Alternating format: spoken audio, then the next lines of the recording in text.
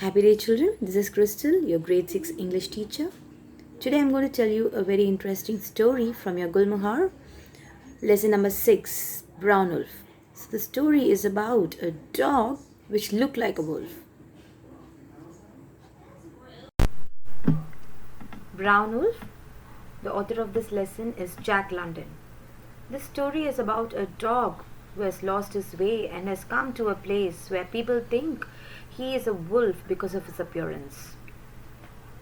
So Walt and Madge were the couple who lovingly accepted the dog in their place, and the dog was not very happy because he had some behavioral issues. Still, they accepted the dog as a pet. Soon they realized that the pet they have belongs to someone else. Now it was time for decision making. The dog had to decide as to whom he is going to choose, whether he will choose his old master or the new master. This you will come to know when I tell you the story. A few lines about the author Jack London. He was the most successful American author of the early 20th century. He was born in San Francisco into a very poor family and led an adventurous life before deciding to become a writer. The characters you come across in this lesson are the dog, the brown wolf, Skiff Miller, Madge, and Walt.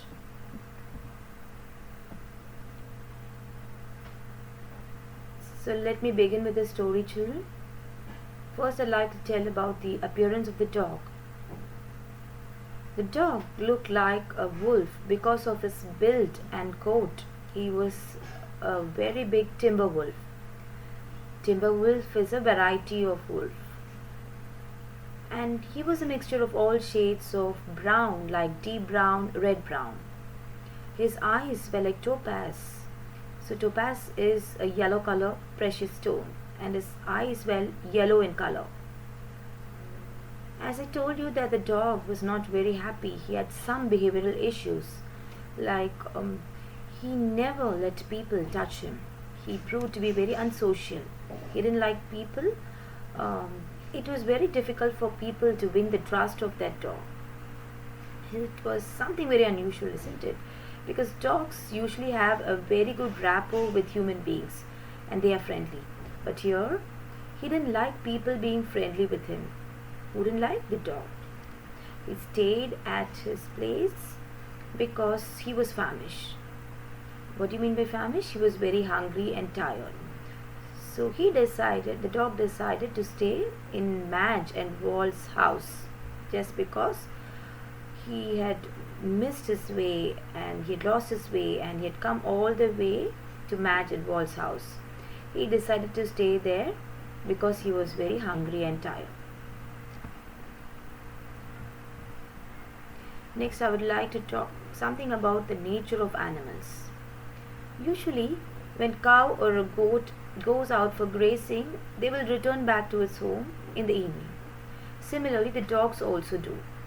But when the dog recovered, that is when the dog got better, he just fled out of the place. He just left the place. So this dog also, when he became normal, he decided to go in search of the old master. So when he disappeared for the first time, Walt saw him near the railway station and brought him back to his cottage. So after this incident, Walt, he just brought a metal plate on which he wrote the name and the address on the metal plate, and he attached that to the collar strap that is around the dog's neck. So this is a culture seen in most of the foreign countries. In foreign countries, the owner of the dog writes a name on a chip and attaches it around the collar of the dog's neck. So if ever the dog gets lost, people can return it back to the owner. So whenever the dog was lost, he was returned back to the owner, the master. Homing instinct. So Walt and Madge thought that this was a wolf and he had come from the north direction. So whenever the dog was running away from its home, he was moving towards the north direction. So children, animals have a very good direction sense. They hardly forget their way. So Walt thought that this is his homing instinct. That is, the north direction is the homing instinct, and they thought that the previous master was somewhere towards the north direction, and every time the dog was leaving the house, he was leaving towards the north direction. Now I would like to talk about the nature of the dog. This dog tried to run away many times, and every time he used to run away, he was brought back by Walt and Madge. After so many failures, the dog decided to stay at the cottage. Even after so many years passing away, the dog was not happy with the new masters. Usually dogs are very friendly, but this dog was very different. With much difficulty, Walt and Madge were allowed to touch him, and no one else was allowed to touch him. So if someone else tried to touch him, what he did, he used to growl at them. So no one has ever heard even the dog barking. One fine day, Walt and Madge, they go out for a walk. So while they were going out for the walk, the dog also accompanies them. So when they were walking, they could hear the footsteps of someone following them. So a man was progressing towards them, and now this man, when he comes near Walt and Madge, he's coming there and he tells that he wanted to know his sister's house address, and he's telling that the name of his sister is William Johnson.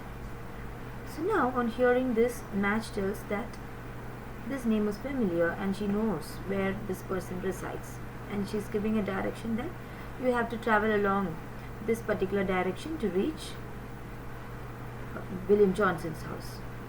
So the man thanks them and he just started to move from that place. The dog has never barked before, and now when this new person has come, the dog was showing his love towards a stranger, and he was rubbing his nose towards the newcomer.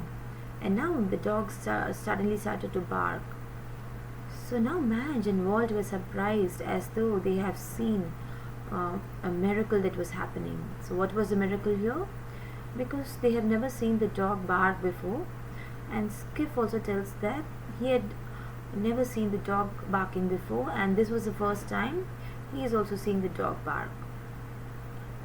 Now, the way the dog was showing his love towards Skiff Miller, it was evident that this dog belonged to Skiff Miller and he is the master. Now Skiff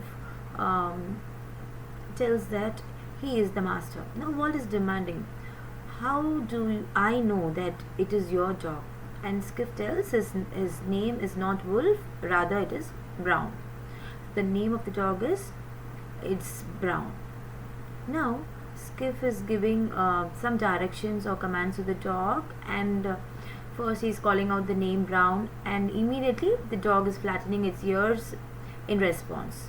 So he is giving a lot of instructions, and the dog is following to the instructions given by the master, Skiff Miller.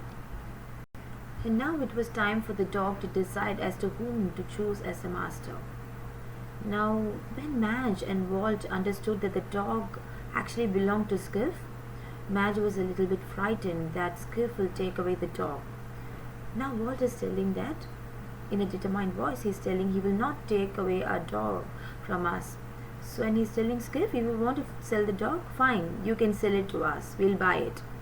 Now Skiff is telling, I will not sell this dog, and nothing is going to stop me from taking this dog away.